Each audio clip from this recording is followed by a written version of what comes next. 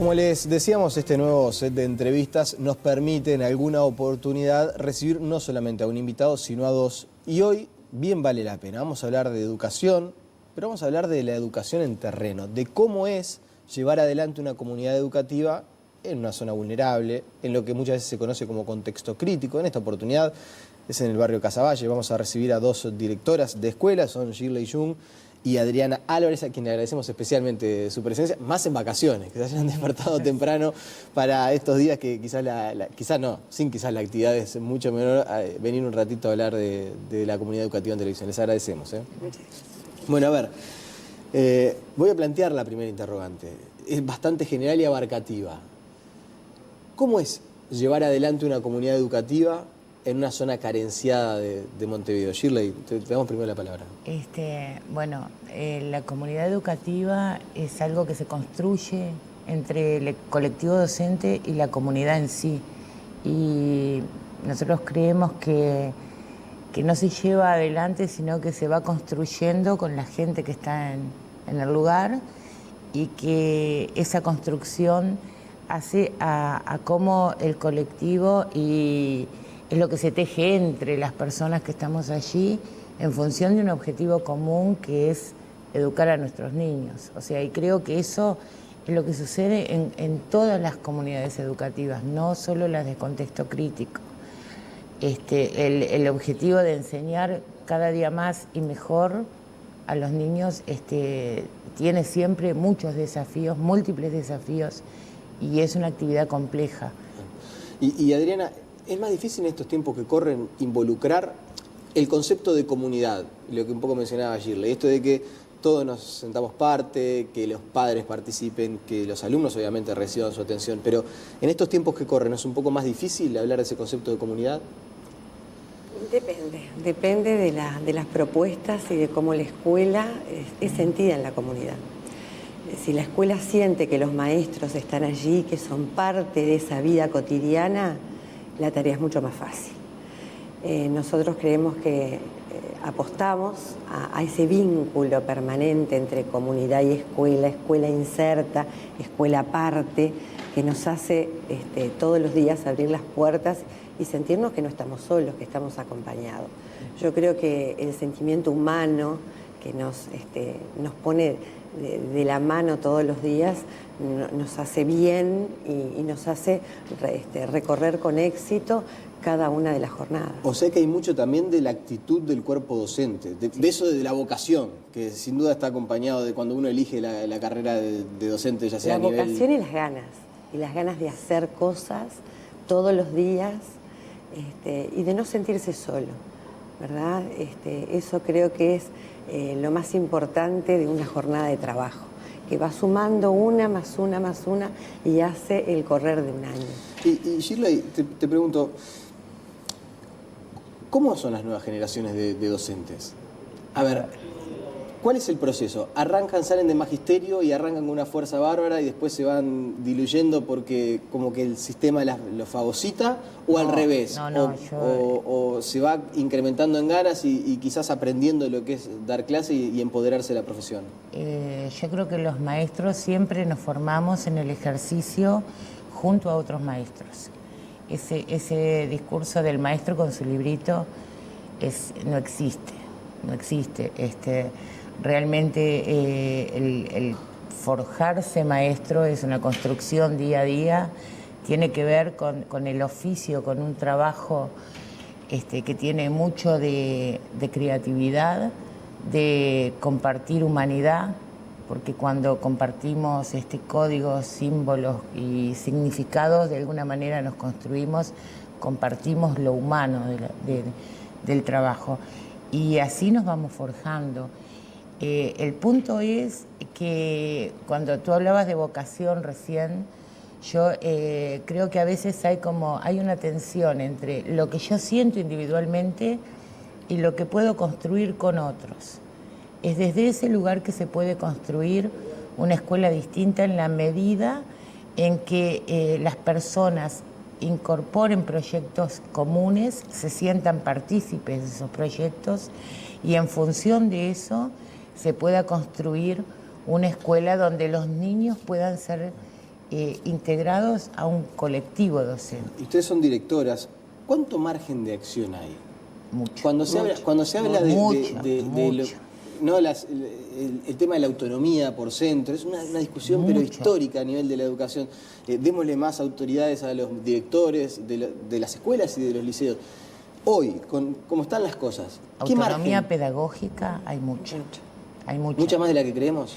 ¿O de la que se dice? Es un tema de cómo se empodera el equipo docente y construye una propuesta en función de cómo visualizamos la educación.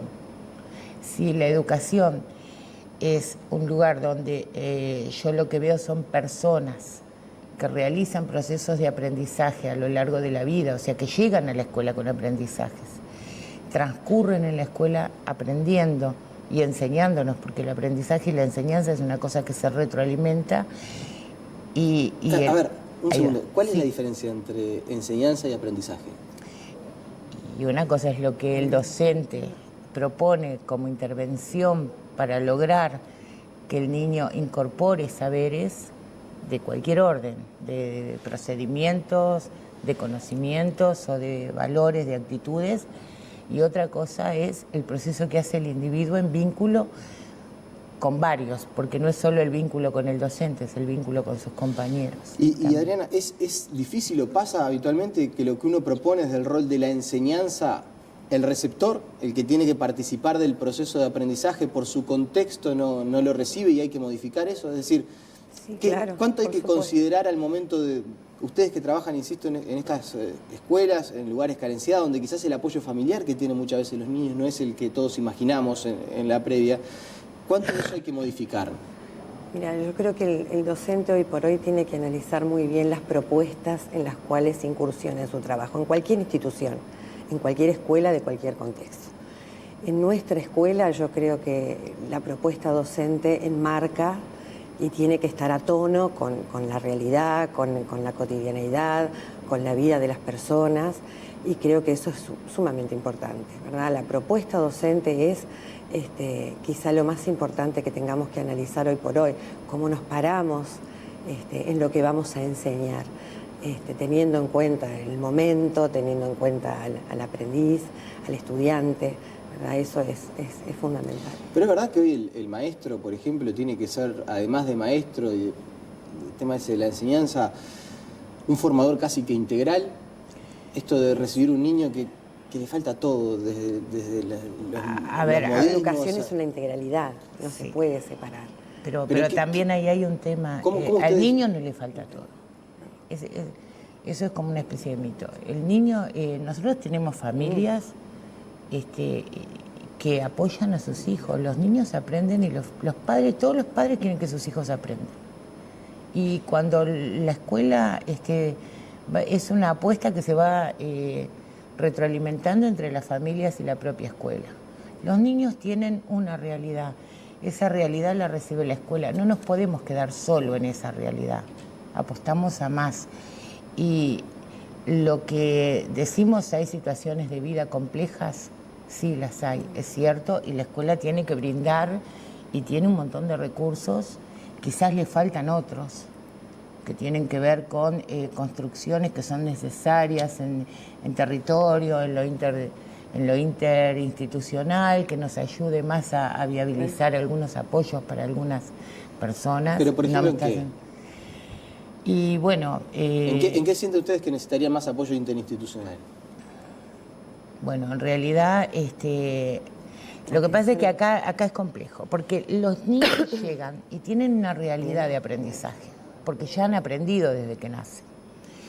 La escuela tiene que cambiar, y para eso sí tiene autonomía, las formas en cómo organiza esos procesos para que el niño aprenda. Cómo se organiza la escuela de forma y qué metodologías o qué rutas metodológicas aporta para que el niño aprenda.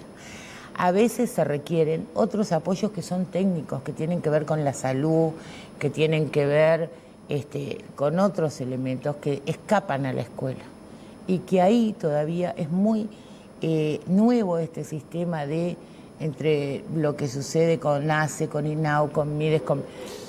En su momento se habló, y hubo mucha repercusión mediática por algún ejemplo que que pusieron autoridades del Ministerio del Interior con relación a cómo de repente bandas de narcotraficantes utilizaban a niños para trasladar droga, para llevar drogas en la mochila, situaciones de violencia que se recibían en las escuelas, justamente porque los niños eran utilizados de alguna manera por su entorno familiar, por su vecindario para actividades que obviamente no están vinculadas a la infancia y la adolescencia. Todo eso que en algún momento se creó, ¿existe o no existe? ¿Son casos aislados? A mí no me consta en ningún momento haber vivido una situación similar. Los niños son niños, viven situaciones de niños, a veces complejas, pero muchas veces lo que se cree alrededor de todo eso no ayuda. No da lugar a que los niños puedan transitar por la escolaridad de la manera que tienen que hacerlo. Yo creo que a veces se dicen cosas que no son reales o la sociedad misma va llevando en un canal que a veces no se entiende por qué, pero a mí no me consta que eso haya sucedido en algún momento.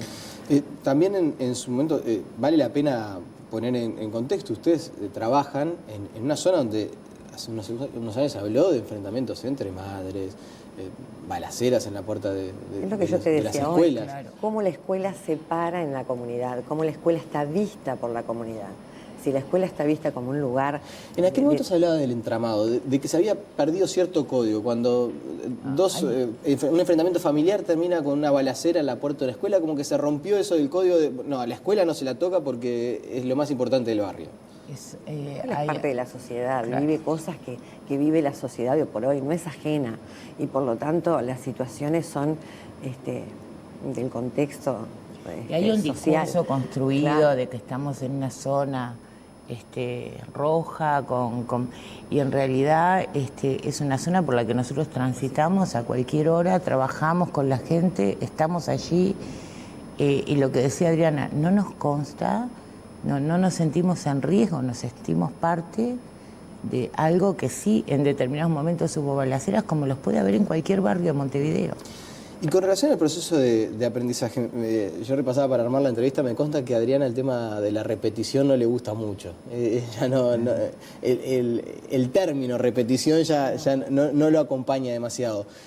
Ustedes manejaban que hay mucho paño para poner la impronta y que cada centro educativo tenga su autodeterminación, pueda dictar las clases. ¿Pasa esto de que los niños salen de la escuela sin saber leer ni escribir? No debería de pasar. No. Y creo que para nosotros cada vez debe pasar menos, ¿verdad? Que el niño tiene que transitar y aprender. Y la escuela tiene que valerse de todos los recursos que tiene para lograr que ese niño aprenda, porque es una responsabilidad y es un mandato, ¿verdad?, que tiene la escuela. Y para eso nos paramos y buscamos las estrategias necesarias y necesitamos todos los recursos que tenemos. Nosotros donde estamos tenemos un montón de recursos en favor a esos procesos de aprendizaje y los necesitamos a todos, no podemos perder ningún recurso. Los maestros comunitarios, los maestros de apoyo, los docentes de aula, el director, el secretario, quien esté, tiene que estar en función de todos esos procesos. Hay una preocupación real, que no es solo en Uruguay, que es en la región, sobre los procesos en cómo se enseña a leer y a escribir a los niños. Porque hay metodologías que han fallado, hay problemas en la enseñanza, eso es real. Yo le diría, hace 7 años hay un grupo importante de maestros que están trabajando en la recuperación de metodologías de pedagogos uruguayos. Se edita un libro ahora que se presenta el 3 de mayo en la Biblioteca Nacional con experiencias pedagógicas de un montón de maestros que han trabajado a partir de una ruta metodológica de una pedagoga uruguaya que es Cledia de Melo, con mucho éxito, porque los niños no pueden estar 3 años, que es la mitad de la escolaridad estándar para aprender a leer y escribir. Tiene que ser más rápido el proceso. Pero en primer año tiene que estar. Y tienen que salir escribiendo con cursiva, mayúscula, punto y palabras separadas. ¿Y por qué ahora eso no Y porque pasa? hay problemas metodológicos, hay problemas en la orientación de la enseñanza. Y este debate no es solo nuestro. Este debate es regional, por lo menos. Por lo menos. En Argentina también hay un problema grande con esto. ¿Y en las escuelas que ustedes conducen, ¿Los niños aprenden a escribir Sí, con por cursiva supuesto. mayúscula en el primer año? Por supuesto, Sí. y promueven de año en esas condiciones, en primer año. Y la repetición es un tema que tiene que ver con la organización escolar, porque la escuela está solo organizada para que tú reagrupes solo para aquellos que no están en condiciones de pasar al otro grado. O sea, entran los nenes de 6 años, pasan por un proceso, no está logrado, el reagrupamiento es repetir. Si nosotros forjamos otras formas de reorganizar la escuela, de alguna manera los niños no requieren repetir el año. Ahora, y para esto hay experiencia. ¿Estarían de acuerdo, por ejemplo, con esto de que se está incentivando que la repetición sea eventualmente, o la evaluación, llamémosle así, para no ir por el lado de la repetición, la evaluación sea en tercero y en sexto, para ver si un niño tiene que quedarse o no?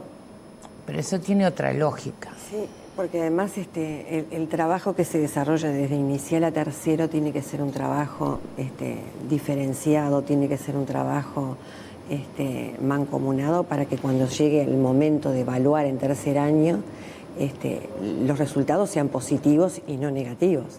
De acuerdo a cómo tú armaste esos primeros años, es válido o no una evaluación en tercero. Lo que me queda claro es que muchas veces hablamos de grandes titulares, discutimos de grandes titulares por la prensa, con los actores educativos, pero ustedes están diciendo otra cosa. O sea, Sí. Yo me estoy encontrando con una directora de escuela que dice, en mi escuela ya no es que no saben, salen sin leer ni escribir en sexto de escuela. El que en primero aprenden con mayúscula, con cursiva, con punto.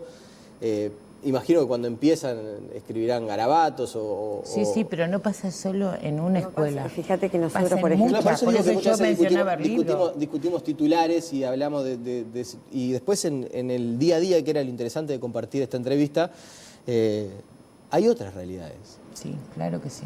¿Y cuánto desgasta esto de que en la prensa, en los medios, los distintos actores involucrados que quizás no están en el día a día enfrentándose con 50, 100, 200, 300 niños, se cuelgue esto de no saben leer ni escribir? O que se pasen la pelota, cansa. Que se pasen la pelota, que los liceos digan que en realidad de la escuela salen sin leer ni escribir, la universidad dice que del liceo Nos consta salen que sin estar desde la formados. escuela se hacen todos los esfuerzos.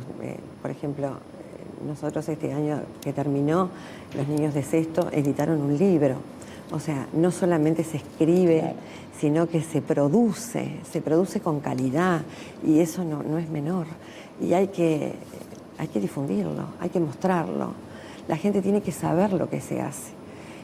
No es de cualquier manera. Hay una intencionalidad en este discurso de que en las escuelas no se aprende. Y además, y a ver, si tú nos decías hoy, bueno, que en las escuelas los niños van con droga, que la violencia, que los niños no aprenden, digo, por lo menos uno ve que no coincide con la realidad, no coincide, los niños están en sus salones trabajando, no hay ninguna situación fuera de lugar, los niños logran aprender, y el clima escolar es lindo y el vínculo con la comunidad es bueno, entonces hay una intencionalidad de decir, bueno, la escuela pública es un desastre. Hay veces que son las propias autoridades. La que ha dicho muchas veces el tema de que no saben leer ni escribir es la propia directora de primaria, que hace una especie de mea culpa, ¿no? Dice, nosotros tenemos cuestiones a mejorar. Tenemos a mejorar bueno, evidentemente hay que mejorar. Y que tenemos y que aparte cuestiones a todos mejorar. destacamos ese discurso de Sí, Grupo sí. Bucetti, porque es una persona que se planta ante los micrófonos, no tiene Por miedo eso a andar yo diciendo decía. una cosa por otra, ¿no? Ella dice, sí, tenemos dificultades, tenemos problemas, tenemos cosas para mejorar. Pero por también eso es verdad que a mismo, veces queda como instalado... es una preocupación a nivel regional. ¿Cómo logran los aprendizajes esperables los niños? Y cuando tú decías hoy lo de la evaluación en tercero y en sexto, eso tiene una lógica. Si hasta tercer año los programas escolares promueven el aprendizaje de herramientas para que después el niño continúe aprendiendo, interrelacionando conocimientos, la base, que es hasta tercero, debe estar. Por eso yo digo que 3 años es mucho para aprender a leer y escribir. Para ya finalizar con la charla, vamos a compartir con nuestros televidentes y con ustedes también parte de una carta que se hizo pública a través de Facebook, se viralizó a través del Facebook de Natalia Trenki, y hace referencia a una maestra que fue agredida, que recibió golpes y mordidas de un niño de 9 años, y allí esa maestra, bueno, hace una larga carta, nosotros estamos viendo en pantalla, pero habló de un niño de alma rota que pedía a gritos ayuda y que se le quiso dar una mano integrándolo al grupo. Dice la maestra, sin embargo, ese día algo pasó. Y la lectura que hace la maestra es que el niño decidió que ella merecía golpes, que ella merecía dolor y que, bueno, la mayor situación, el mayor dolor para ella fue ver la situación de violencia que estaban viendo los otros niños de la clase. Y después hace una reflexión que para mí habla del don de gente de esta docente. Y ella dice, nosotros necesitamos ayuda, pero más la necesita el niño que me agrede y la familia. Ustedes, que me imagino deben haber leído esta carta no una, no dos, no 5, 10, 15 veces. ¿Qué sienten con esta docente que se expresa de esta manera? Ella hace una apuesta para adelante, ¿no? Ella busca ayuda para ese niño y indudablemente ese niño lo necesita. Y es muy duro ver que sucedieron esas cosas, que se pasó por ese momento tan difícil. Y a mí, yo me quedo con eso, ¿no? No lo que ella vivió, sino lo que vivió el grupo, ¿verdad? Y eso es lo que por lo general sentimos los maestros cuando nos pasa algo que nos involucra en una situación particular. El sentimiento es colectivo, no es individual, no es personal. No es algo que yo sienta y me voy para mi casa, mirá lo que me pasó, lo que me hizo, el golpe que tengo, sino es el daño que se produce en ese lugar, en ese momento, que hay que salir de esa situación.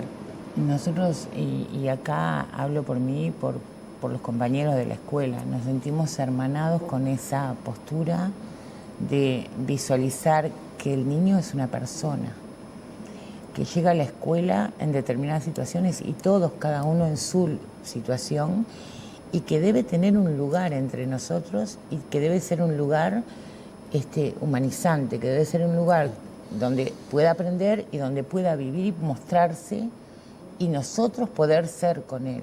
Entonces, desde ese lugar yo entiendo esto de decir, bueno, quizás ese merecer dolor que tanto le rompe a muchos, sí, hay gente que necesita encontrarse con otro para mejorar su vida. También ella dijo que un paro no le va a solucionar la situación. No, porque no lo soluciona. En ningún caso, ni cuando es una madre, ni cuando... Nosotros tenemos que cambiar un montón de cosas. Yo pertenezco al sindicato, la compañera también, nosotros hacemos los paros. Quizás haya otras respuestas que tenemos que ir buscando. No es un problema de hacer o no un paro. Es un problema de cómo generamos vínculos más sanos y más fructíferos con las familias y entre nosotros. Y los recursos son necesarios. Y como integrantes del sindicato y como directoras, cuando hay un paro o cuando hay varios paros y se afecta de alguna manera la calidad educativa y los niños no tienen... ¿Está ese doble sentimiento de, bueno, está bien, tenemos que luchar por lo nuestro, pero estamos afectando la vida, el día a día de miles de niños? Porque esa es otra discusión que se da a nivel público. Bueno, eso es así. Uno responde, yo respondo a lo que decide mi sindicato. Si mi sindicato dice que hay que parar, se para. O sea, eso es así, no hay vuelta. Es un aprendizaje también. Y lo vamos construyendo entre todos. Es una discusión que tenemos que dar entre todos, ¿verdad? Pero hay como una especie en esto... de conformación de que lo que resuelven a veces las cúpulas sindicales no reflejan... No, porque el sindicato de maestros cuando resuelve un paro lo resuelve con unas mayorías amplias, porque es un sindicato que siempre ha trabajado en forma muy democrática. Eso es real. No se puede negar que los compañeros siempre participan a través de las consultas o de las asambleas y así es como se resuelve. El tema es que hay en estas situaciones aspectos que son de debate y que uno, adhiere a lo que democráticamente Les agradecemos especialmente su presencia, Shirley Jung, Adriana Álvarez. Hablamos un poco de educación y de lo que se está haciendo. Y esto de derribar algunos mitos que no siempre la agenda noticiosa nos permite profundizar para poder hincarle el diente. Y para conocer un poco más los invitamos. Exactamente. Vamos a estar yendo, obviamente. Bueno. La pausa y seguimos con más noticias.